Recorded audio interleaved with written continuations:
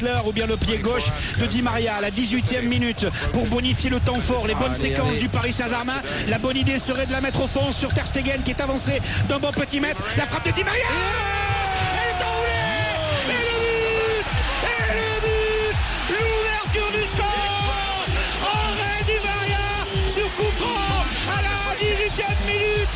C'était la bonne idée, c'était maintenant qu'il fallait marquer après la grosse domination du Paris Saint-Germain, après la grosse occasion de Matuidi à la 11e minute et l'arrêt de Ter Stegen, bonifier tout simplement la domination parisienne. C'est ce qu'ils viennent de faire avec l'Argentin Henri Di Maria. Henri Di Maria qui fait le cœur avec ses doigts pour célébrer son but, mais c'est tout Paris qui t'aime ce soir Henri.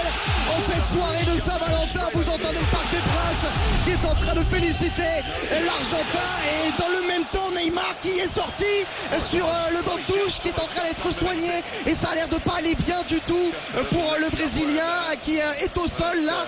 Quel moment on est en train de vivre peut-être dans cette confrontation avec l'ouverture du score de Paris, Jérôme, et Neymar qui est en train d'être soigné. Coup franc du gauche, c'est Jérôme Bretagne de retour au Parc des Princes. Ouais, alors là écoute, il est magnifique parce que elle est pas facile à mettre, hein. Il est assez reprendre, mais dans l'intention c'était vraiment magnifique de la part de Di Maria de pouvoir centrer comme ça en première intention. Pour Jérôme, on voit souvent Matuidi venir faire un pressing très très haut, limite on le voit souvent même à la hauteur de Cavani, hein. C'est assez Verratti, Draxler tout seul, Draxler la frappe, et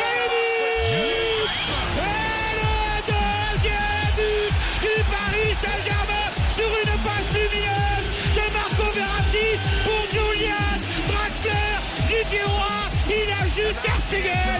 2-0 pour le Paris Saint-Germain face à Barcelone dans les dernières minutes de la première période. Et le Barça un genou à terre là, quand on voit l'attitude de Léo Messi en train de se recoiffer, en train de regarder ses pieds. Julian Draxler, il est venu pour ça, il est venu pour renforcer le PSG pour ses grandes soirées. Et bien voilà, il vient marquer son premier but en Ligue des Champions pour le Paris Saint-Germain, et il est célébré évidemment par le Parc des Princes.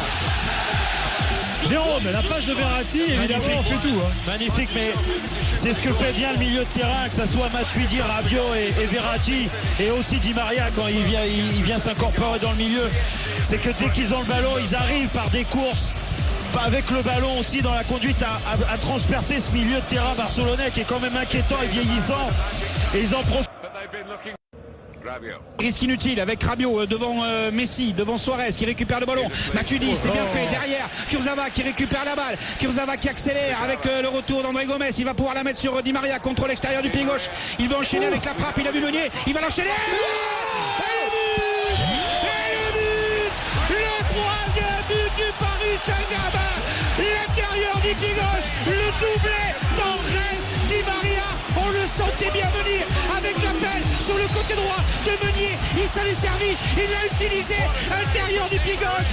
C'est lunettes, c'est lucarne de côté droit de Ter Stegen qui ne peut strictement rien faire. Paris est magique, Paris est magique ce soir, clairement, avec cette accélération de Di Maria, cette frappe enroulée à l'entrée de la surface, le cœur avec les doigts encore pour André Di Maria pour célébrer ce but qui inscrira en doublé pour lui ce soir, lui qui est en ballottage avec Lucas pour être titulaire et qui est en train de faire un match à la hauteur de la Ligue des Champions, à la hauteur de l'événement. Oh là là, magnifique, quelle prise de risque, mais c'est surtout l'action au départ, encore une fois, hein. La remontée de balle magnifique avec un échange Draxler, Matuidi, Kurzawa qui vient se projeter, et c'est pour ça qu'il a été préféré à Maxwell, parce qu'il est capable de faire des traversées de terrain comme ça. Il a la lucidité de servir Di Maria, et puis après, voilà, bravo, le maître a parlé, l'enroulé pied gauche dans la lucarne de Ter Stegen, rien à dire. C'est ce Di Maria magnifique. C'est ce Di Maria qu'on apprécie. C'est ce Di Maria du très haut niveau qui a permis au Real de gagner cette décima face à Bordeaux où il n'a pas joué tout le match. Et Meunier qui récupère le ballon sur le côté face à Neymar. Meunier qui entre la surface de réparation pour la mettre sur Cavani. Et le quatrième but, la frappe instantanée de Edinson Cavani qui ne laisse aucune chance au gardien Ter Stegen sur ce ballon de Thomas Meunier.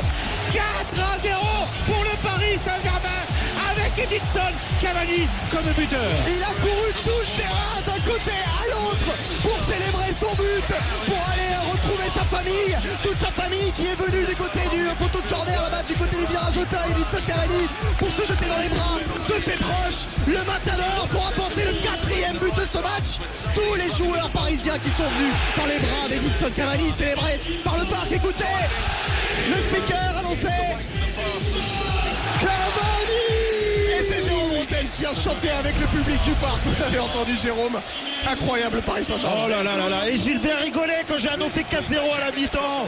Il rigolait. 4-2-12.